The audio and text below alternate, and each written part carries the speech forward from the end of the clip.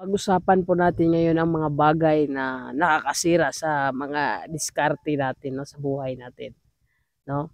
Kaya po itong vlog natin ngayon ay ituturo po natin yung mga experience 'no, na sa pagninegosyo natin na ito'y, mapulutan ng magandang aral sa mga baguhan pa sa negosyante.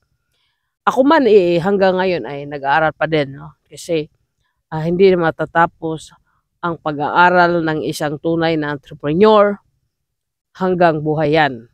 Hanggang may taong, naniniwala sa'yo, hanggang may taong umaasa sa'yo na matuto sa, pagninegosyo. Bago sa lahat 'yan, kumustahin ko ang lahat ng mga OFW kung saang sulok man kayo ay naroon. Sana'y nasa mabuti po tayong kalagayan at malayo sa kapahamakan. At iyong lingkod, TV Boss Lee, hangga't TV Vlogs, bulol. Hanggang ngayon, bulol pa rin. Okay, so, nagsimula sa ating sarili ang pagbabago. Bago mabago ang lahat, yung mindset natin ating ayusin yan. Yung isip natin, no? Dahil yung mindset natin, ito po yung binigay ni Master na power natin, kapangyarihan natin. Now, wala pong sinong makakuha nito.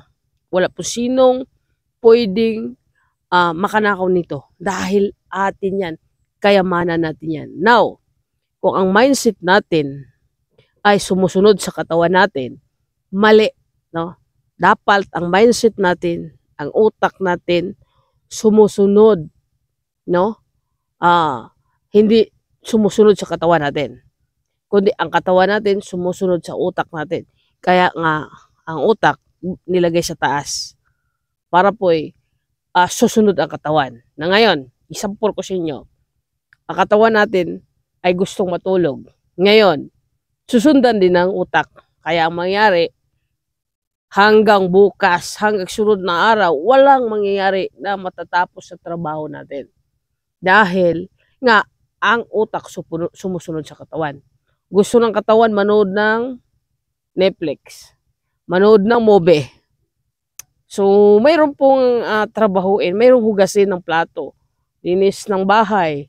No, hindi po matatapos yan dahil tinatamad tayo. Gusto lang po nating makahiga, manood.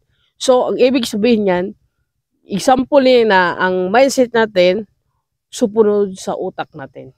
Kasi, pag utak natin ang nangunguna, ang katawan natin ay susunod, maswerte ka. So, paano mabago ang pagkatao mo? Paano mabago ang buhay mo ngayon? Yung gaano ka kahirap? Paano ka maging mayaman? Kailangan sumunod muna ang katawan natin sa utak natin.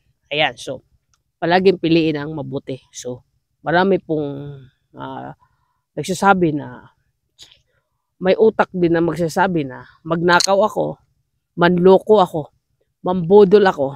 Yan. So, yun po, mali.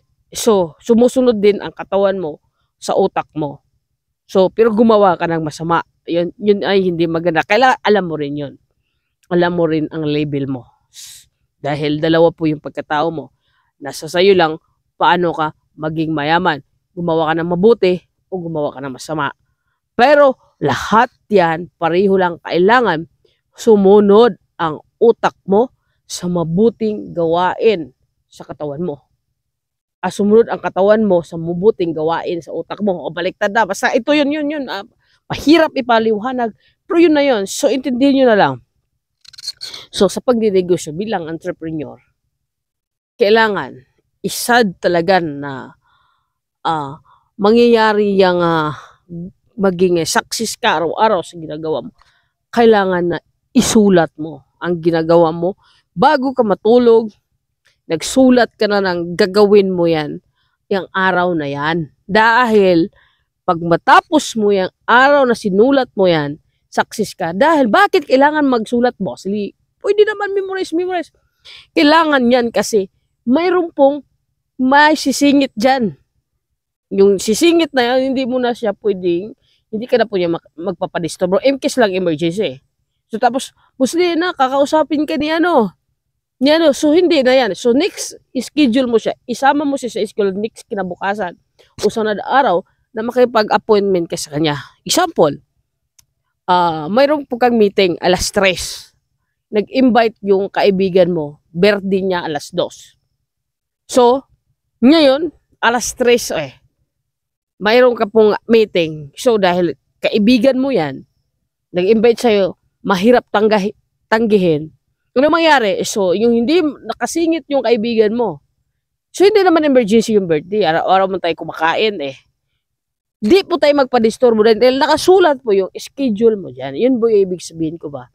Na kailangan na walang mangyayari sa atin kung hindi natin i-program yung mindset natin sa mga gawain natin araw-araw. Kasi malaki pong kawalan po yung marites. Yung marites ba, makipagkwentuhan ka, nagwawalis ka lang sa bahay, kapitbahay din nagwalis, hindi natapos yung malis, di nagmarites kay buong araw. Bakit? Hindi naka-schedule. Ma-empleyado ka, ma-businessman ka, anong meron ka ngayon sa buhay mo? Kung hindi po nakaprogram ang ginagawa mo araw-araw, walang mangyayari sa buhay mo. Dahil pag sipon-sipulato, magsabi, alis tayo, punta tayo doon, gala tayo. Wala. Para sa akin, nakaprogram lahat yan. Bago makatulog, sinusulat ko po yung ginagawa ko. Reading the book. Umaga, 4 o'clock, gising ako, magbasa ako ng libro. 1 hour hanggang 5. 5 o'clock, magtutbrush ako, maghilamos, dahil magja-jogging na po ako hanggang alas 6, alas 6. Pagkatapos ng alas 6, mamalingki pa sila, magluto po sila, magbasa naman ako ng libro. Alas 7, maligo na naman ako. So, tapos kakain na naman ko. Alas 9, alis naman ko, ikot-ikot ako sa aking mga tindahan. Pupunta din ako sa factory. Hanggang maghapon yan. Pagdating sa factory, doon nakatugtog na yung mga schedule ko. Sino po yung mga kakausapin ko. So, pag wala doon ang araw na yon, so, ibig sabihin, hindi ko po yun ini-entertain. Hindi ko po yun kinakausap sila kasi wala po yun sa listahan ko. Kung gusto mong makipag-usap sa akin, gusto mo yung ako makausap, magpapa-schedule ka. Ayan, so, ganun lang po yung buhay na kailangan po natin na i-program yung mindset natin. Kahit empleyado tayo, kailangan natin yan. Dahil alam mo bakit? Papasok ka hanggang alas 5.